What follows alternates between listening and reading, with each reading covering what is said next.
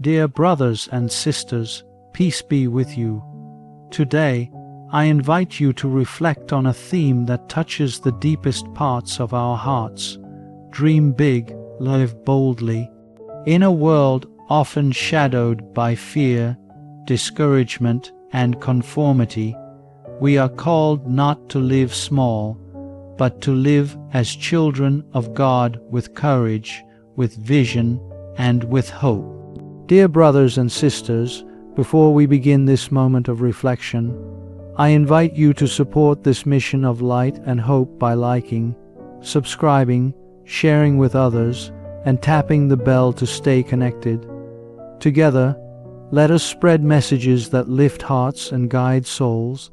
Each of us, dear brothers and sisters, is born not by chance, but by the loving will of a Father who knows us, who sees us, and who calls us by name. You were not created for mediocrity. You were not born to merely pass through life like a shadow. You were made for something more, for a life of meaning, of dignity, of courage. You were created for greatness. Now, I do not speak of the kind of greatness the world often celebrates: fame, wealth, applause. No, these pass like the wind. I speak of the greatness that comes from God, which is rooted in love, in mercy, in sacrifice, in truth. It is the greatness of a heart that gives without counting the cost. It is the greatness of one who lifts up others, who forgives without demanding repayment, who dreams not only for themselves, but for the healing of a broken world. Too often, we are tempted to settle for comfort. We build small shelters of safety, avoiding risks, hiding our gifts, closing our hearts to new possibilities. But comfort never transforms the world. Comfort never sets captives free or heals the wounds of injustice. Comfort keeps us still, but the Spirit of God calls us to go, to move, to act, to love, to serve. God has planted within each of you a unique light, a flame that no one else can carry. Do not let fear extinguish it. Do not let the noise of the world drown out that quiet call inside you. You are capable of beautiful things, of holiness, of compassion, of courage, but you must dare to believe it. You must be willing to say yes, not just once, but every day. There may be trials, there may be crosses. Greatness does not come without struggle. But remember, every saint began as someone who dared to trust that God could do great things through their smallness. So open your heart, embrace the call. Let your life be a testimony that the love of God can do more than we imagine. This is the greatness you were made for, not a throne, but a towel to wash the feet of others. Not power, but peace. Not applause, but a quiet joy that comes from knowing you have lived faithfully, generously, and bravely. Fear is one of the greatest obstacles we face in life. It enters quietly, like a shadow at sunset, creeping into our minds and hearts, convincing us to stay where we are, to remain silent when we are called to speak, to hold back when we are meant to step forward. Fear paralyzes the soul. It tells us we are not good enough, not strong enough, not worthy of the dreams placed in our hearts. It says, you might fail, and sometimes worse, you are alone. But let us remember, fear is not from God. The spirit that God has given us is not a spirit of fear, but of power, of love, and of a sound mind. God's voice does not accuse or discourage, it calls, it lifts, it sends. From the beginning, the message of heaven to the hearts of humanity has been clear: do not be afraid. These words are not mere comfort, they are a command. They are a promise. They are a sign that God is with us in the storm. Boldness, on the other hand, is born of trust.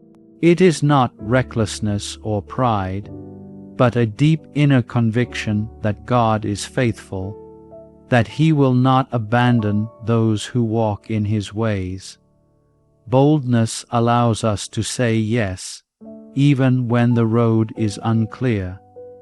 It gives us the strength to love when it would be easier to walk away. It gives us the courage to speak for what is right, even if our voice shakes.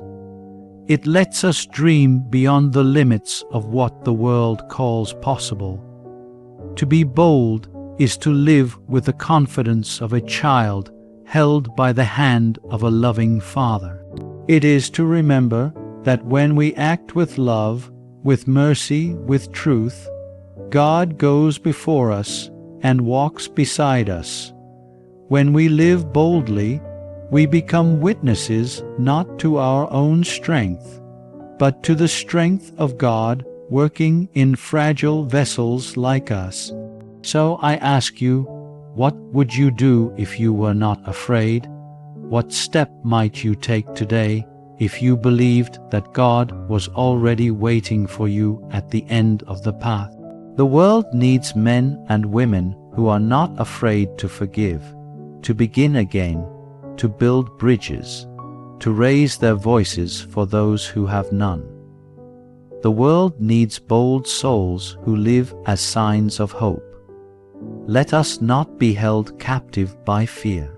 Let us walk in boldness, not because we are perfect, but because we are loved deeply, endlessly, faithfully by the one who called us into being. In life, we will stumble, we will make mistakes. At times, we will feel that we have fallen too far, that we have disappointed ourselves, others, or even God. There are moments when the weight of failure seems too heavy to carry, when a dream dies, a plan crumbles, or a relationship breaks.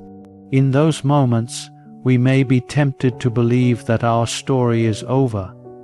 But my dear brothers and sisters, failure is not the end. It is never the end in the eyes of God. It is often the very place where something new is born, not a new project or plan, but a new heart. A heart that no longer depends on its own strength alone, but learns to trust in the quiet, faithful presence of the Lord. God is not scandalized by our weakness. He does not abandon us when we fall. Rather, He comes closer. Like the shepherd who leaves the 99 in search of the one, God draws near to our brokenness. He does not shame us, but gently invites us to stand again, to begin again. His mercy is not a reward for the perfect, but a refuge for the imperfect. So do not be afraid of failure. The saints were not saints because they never failed. They were saints because they got up again each time with greater humility, with greater faith. They allowed their wounds to become places of grace. They entrusted their stories, even the painful chapters, into God's hands. Sometimes our greatest growth happens not when we succeed, but when we learn to surrender. When we say, "Lord, I do not understand, but I trust you," that is the beginning of true strength. That is the beginning of wisdom. That is the beginning of holiness. Let your failures teach you, not define you. Let them make you kinder, more understanding of the struggles of others.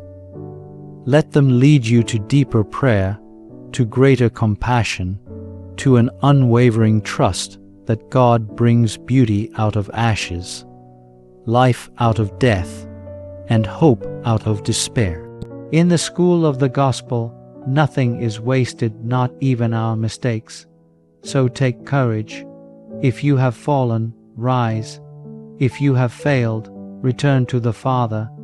His arms are always open, and His love is always waiting.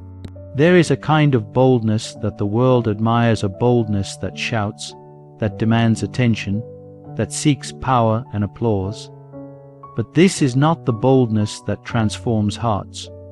True boldness, the kind that reflects the heart of Christ, does not exalt the self.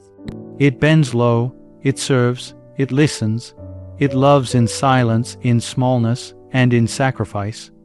The boldness that comes from God is not loud or boastful. It is often quiet and hidden, like a mother waking early to prepare for her children, like a worker giving his best when no one is watching, like a young person standing up for what is right even when standing alone.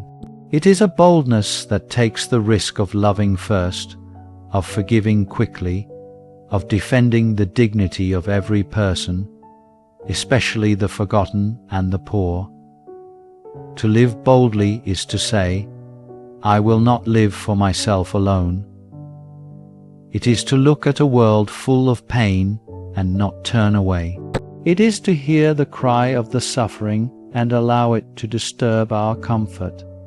It is to get involved, to take action, to cross boundaries of indifference, and to say with our lives, you are not alone.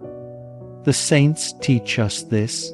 Think of those men and women who left everything, comfort, wealth, even their lives, to serve the hungry, the sick, the broken. Their boldness was not for personal glory, but for the good of others. They were not concerned with titles or honors. They were concerned with the faces in front of them, the tired, the weeping, the wounded. And in those faces they saw the face of Christ. When we serve others with boldness, we imitate Jesus Himself, who knelt to wash the feet of His disciples, who embraced the leper, who dined with sinners, who gave His life for the salvation of many. This is the model of boldness we are called to follow, one that lowers itself in order to lift others up. So ask yourself, how can I use my voice, my talents, my hands to help someone else rise? Let your dreams not end with you, but flow outward. Let your courage become a gift to those who have none. Let your strength become a shield for the weak.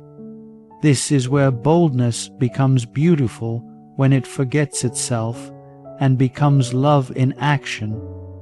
In a world that teaches us to build ourselves up, let us be bold enough to pour ourselves out.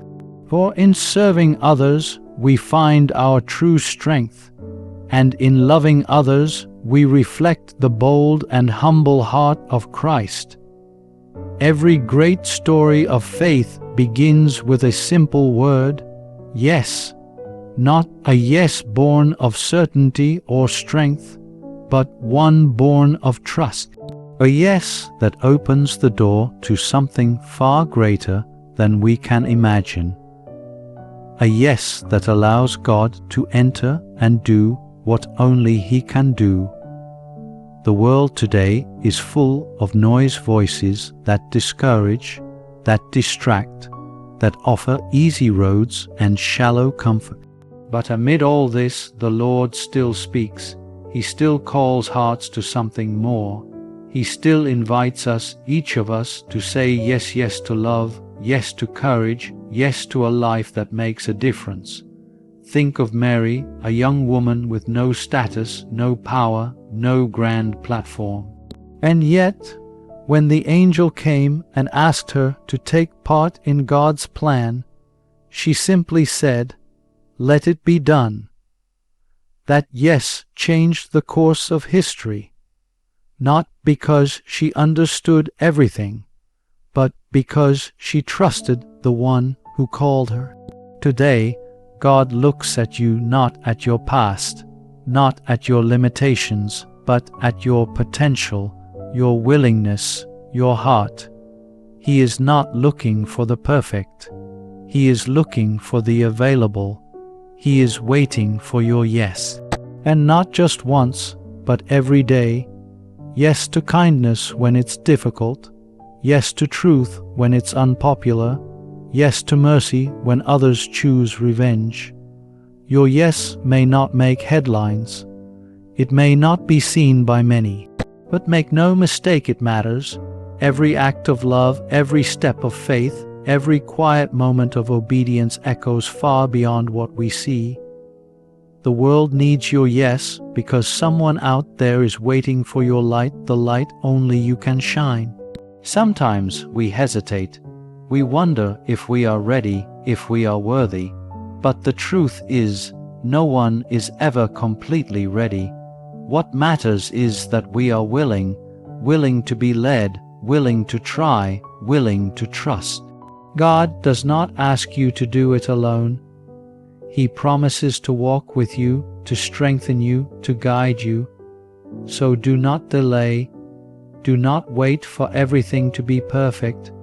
The time is now. Say yes to the call within you. Say yes to the dream that keeps coming back. Say yes to the journey that leads to deeper love, even if the road is hard.